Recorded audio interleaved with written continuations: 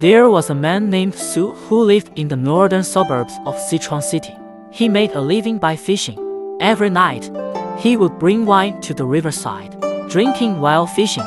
Each time he drank, he would always pour some wine on the ground as an offering, praying, "Please, let the drowned ghosts in the river have a drink."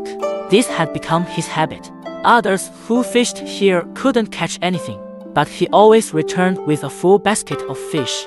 One evening, as he was drinking alone, he saw a young man wandering near him. He invited the young man to drink with him. The young man readily joined him for a drink. However, that night, he didn't catch a single fish and was very disappointed. At that moment, the young man stood up and said, "I'll go downstream to drive the fish for you." After saying this, he drifted away. Not long after, the young man returned and said, "A large school of fish is coming." Sure enough, he heard the splish-splash sound of fish feeding. He cast his net and caught several big fish. Overjoyed, he thanked the young man repeatedly. When it was time to go home, he offered the young man a few fish. The young man declined, saying, "I've enjoyed your fine wine many times. This small favor is nothing. If you don't mind, I'll come often to help in the future." The fisherman said, "We only drank together once tonight. How can it be many times? If you're willing to come often, that would be wonderful. But how can I repay you?" When asked for his name, the young man said, "My surname is Wang. I don't have a formal name. Just call me Wang Liulang when we meet." After saying this, he took his leave. The next day, fisherman Su sold his fish. He bought more wine and came to the riverside in the evening. The young man had already arrived first. The two happily drank together. After a few cups, the young man started driving fish for fisherman Su. This went on for half a year.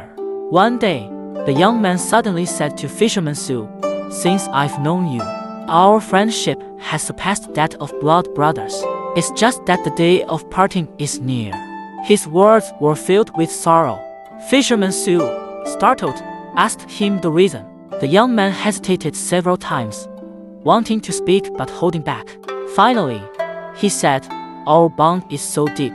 Perhaps you won't be afraid if I tell you. Now that we must part, I might as well speak plainly. I am actually a ghost. In life, I loved wine. I drowned in this river after getting drunk several years ago. Previously, you always caught more fish than others, all because I secretly helped drive them to you, to repay your kindness of pouring wine as a libation. Tomorrow my term is fulfilled. Someone will come to replace me, and I will be reborn. We have only tonight left together, so my heart is heavy." When fisherman Su first heard this, he was very afraid. But after all, they had been together for so long.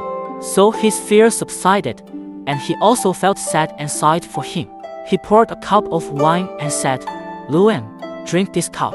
Do not grieve too much. It is indeed sorrowful to part so soon after meeting. But your tribulation is over. Escaping this sea of suffering is something to celebrate. It would be unreasonable to be sad instead." So they drank heartily with the young man. The fisherman Su asked again, "Who will replace you?" The young man said, "Big brother, watch by the river tomorrow.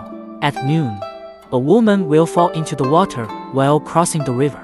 When they heard the village rooster crow, the two parted with tears in their wine.